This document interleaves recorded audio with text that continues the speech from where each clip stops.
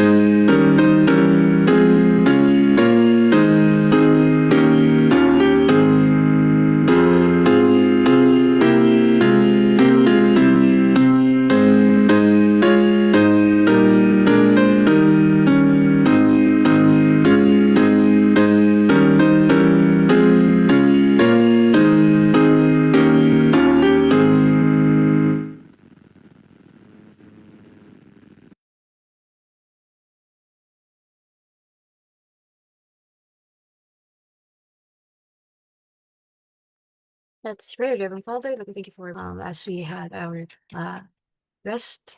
And thank you for waking us up again and giving us your love and strength.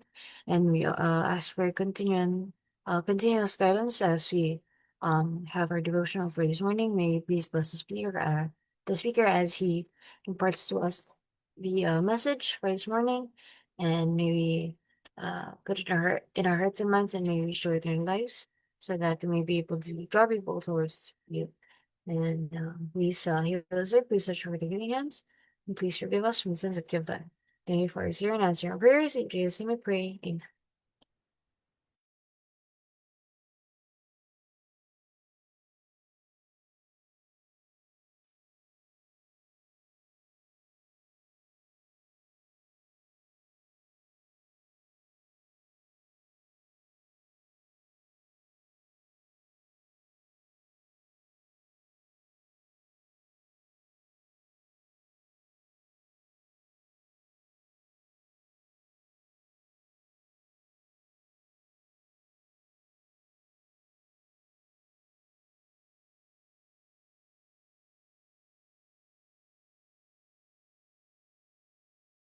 Good morning po sa ating lahat and welcome po sa ating daily morning devotional. Para po sa umagang ito, ang ating title po ay The Heavenly Things Purified. Ating key text ay makikita sa Hebrews 9:22 and 23. It says, "And almost all things are by the law, purged with blood, and without shedding of blood is no remission. It was therefore necessary that the patterns of things in the heavens should be purified with these, but the heavenly things themselves with better sacrifices than these." Ang ating first paragraph po says, "What is the cleansing of the sanctuary? That there was such a service in connection with the earthly sanctuary is stated in the Old Testament scriptures. But can there be anything in heaven to be cleansed? In Hebrews 9, the cleansing of both the early and the heavenly sanctuary is plainly taught." So dito po tinatanong ang question na ano ba daw ang paglilinis ng sanktuaryo? At ah meron bang relasyon o koneksyon ang paglilinis na ito sa ah, panglupa na sanktuaryo? And sabi nga dito po, ah, malinaw na sinasabi sa Hebrews 9, balikan po natin dito, na ah,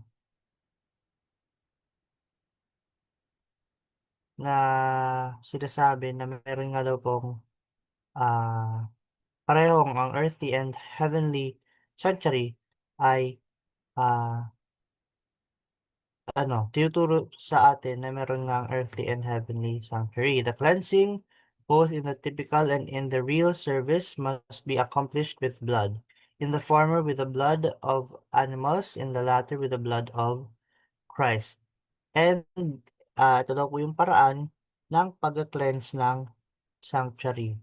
Yung sa earthly ay ang ginagamit ay ang dugo ng mga animals, sabang sa makalangit ay dugo ni Kristo ang kailangan ah, para malinis ang sanctuary. The cleansing was not a removal of physical impurities, for it was to be accomplished with blood and therefore must be a cleansing from sin. So yung cleansing na ito ay hindi daw po yung literal na paglilinis ng loob ng sanctuary, dahil nga 'di ba ang paraan ng pag-cleanse nila nun or yung ah yung way nila para gawin yung cleanse na ito ay yung pagwisik nga ng mga dugo sa doon sa loob ng sanctuary. And yun yung magsisilbing sign na yun nga, na nililinis yung sanctuary. Pero in a literal sense, hindi nila nililinis yung sanctuary dahil dinudumihan pa nga nila. Pero ah ah yun nga ay dahil ang sinisimbolohan nito ay ang paglilinis ng ating kasalanan, hindi nung literal na lugar mismo. Ano po, kundi nga, yung kasalanan natin ay nililinis ng Panginoon. But how could there be sin connected with a sanctuary, either in heaven or upon the earth? So, para daw po ito posible. As the sins of the people were anciently transferred in figure to the earthly sanctuary by the blood of the sin offering, so our sins are in fact transferred to the heavenly sanctuary by the blood of Christ. And as the typical cleansing of the earthly was accomplished by the removal of the sins by which it had been polluted, so the actual cleansing of the heavenly is to be accomplished by the removal or blotting out of the sins which are there recorded. This necessitates an examination of the books of record to determine who, through repentance of sin and faith in Christ, are entitled to the benefits of His atonement. Ano po? So, yun nga, kung paanong 'di ba nga nata-transfer yung mga kasalanan natin sa animal, sa dugo ng animal kapag kine-cleanse yung sanctuary ay gano'n din naman daw po nalilipat ang ating mga, kasalanan sa langit o sa heavenly sanctuary sa pamamagitan ng dugo ni Kristo. And, kung paanong, ah, yung cleansing ng earthly sanctuary ay ginagawa sa tanggal ng mga kasalanan ay gano'n din naman daw po yung, actual cleansing of the heavenly sanctuary is, accomplished, ano. So, parang ano, mirror siya ng process ng cleansing of the sanctuary sa langit. Yung cleansing ng lupa at ng langit ay ano, ay pareho lang kung paano ginagawa. And, kaya naman sabi dito, ginagawa nitong ano, pangangailangan ang pag-usisa sa mga aklat ng tala para ma-determine kung sino sa pamamagitan ng ah, pag pagre-repent ay, ah, may pribilehiyo sa ah, benefits sa atonement ni Kristo, ano po. So, then in the great day of final award, by virtue of the atoning blood of Christ, the sins of all the truly penitent will be blotted from the books of heaven. So, yun nga po ano, kung paanong dito sa lupa, 'di ba, kapag once na pinerform na yung cleansing of the sanctuary ng high priest, ano po, 'pag winisik na yung dugo doon sa loob ng sanctuary ay ang indication nila dun 'di ba ay kapag lumabas yung priest ibig sabihin pinatawad sila. So, parang ano, ganun din daw po yung mangyayari ano, sa sa langit 'di ba?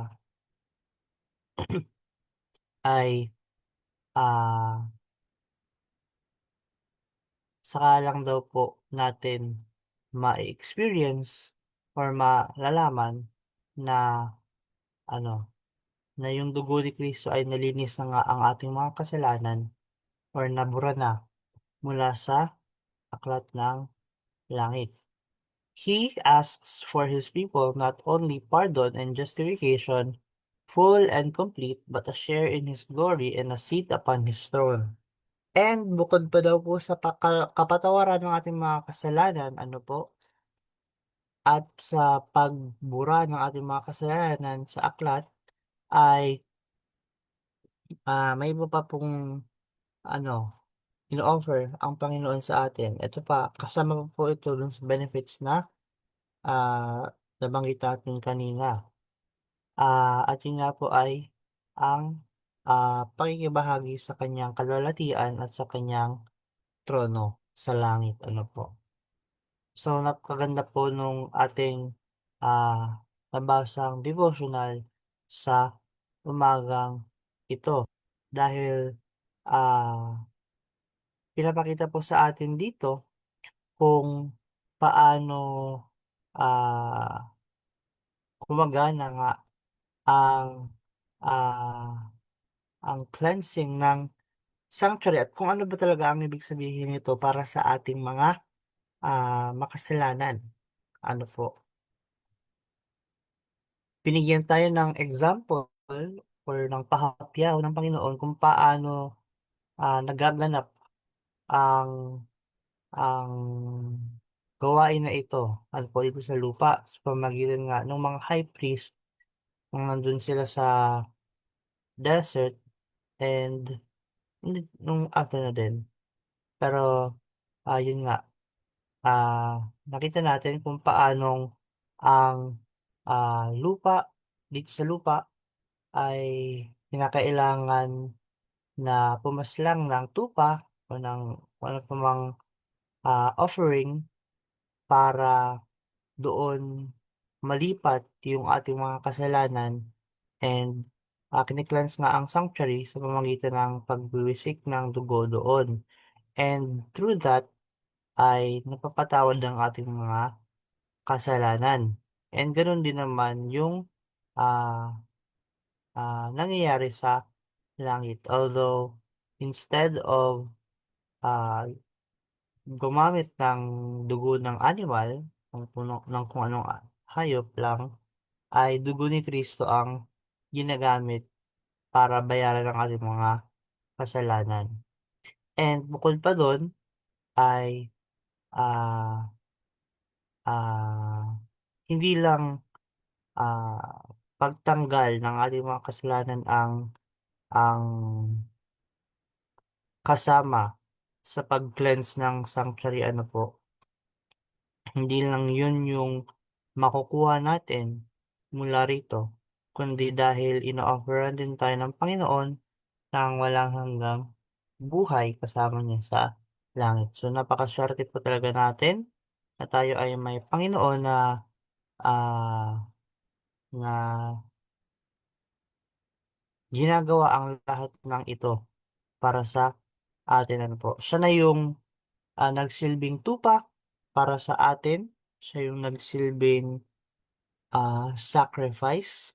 Dugo niya yung ginagamit para malinis ang ating mga kasalanan. Ano po, yung dugo niya yung ginagamit para i-cleanse yung sanctuary, para ma-cleanse yung ating mga kasalanan.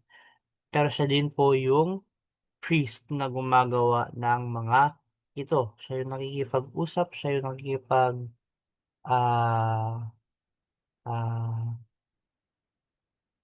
siya yung nakikipag-bargain sa Ama na, ah, kung bakit dapat tayo bilang mga makasalanan ay mapatawad, ano po. Hindi lang niya binigay yung kanyang buhay para sa atin, kundi ano, he's gone above and beyond, ano po, para mabigyan tayo ng pagkakataon na makapagbago, mapatawad at, maligtas. So nawa ang bawat sa atin ay, ma-inspire ng napakinggan natin o nabasa natin na devotional this morning at nawa'y pagpalain po tayong lubos ng ating Panginoon. Okay po, good morning sa ating lahat and thank you for listening. Sister KD, can I make a brief comment? Go ahead, Brother. Yeah, I was just looking at the last sentence of our devotional, and it's just need a clarification. It's because it's not quite clear, but it says he or Christ asked for his people not only pardon and justification, full and complete, but a share in his glory and a seat upon his throne. So the reference is to Jesus being the atonement or the atoning one, and the reference is he asking for to the Father, to the one who is making the final decision. So that sort of clarifies that he also asks for pardon and justification for his people and a share of the glory and a seat upon his throne. So it goes beyond just the forgiveness of sins and cleansing. Jesus is asking the Father for promotion of us to share his glory, and we need to be justified and pardoned and needs to be complete for this to happen. Thank you.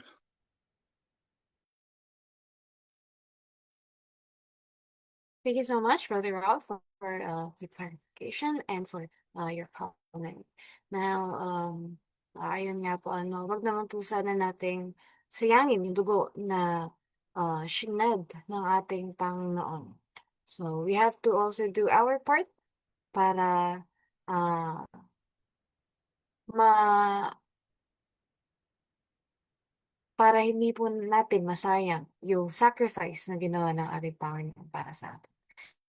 So with that, tayo po ay dumako na sa ating closing song and closing prayer po na ibibigay rin po sa atin ng ating speaker.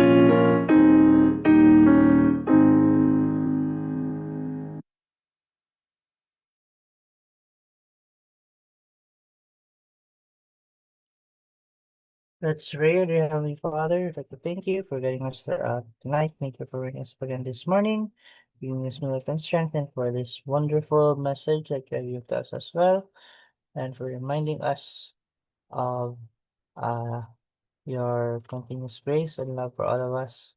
And may you continue to bless us throughout the rest of this day. Spare from any possibilities and dangers, and may we be able to fully apply and absorb the lessons that you heard this morning, and apply them in our hearts and minds and in our daily lives so that we may become good examples to those around us and become the children that you'd like us to be. Please continue to guide and bless the loved ones who with us as well. Guiding us here, and thank you for all these spring and after prayers in Jesus' name, we pray. Amen.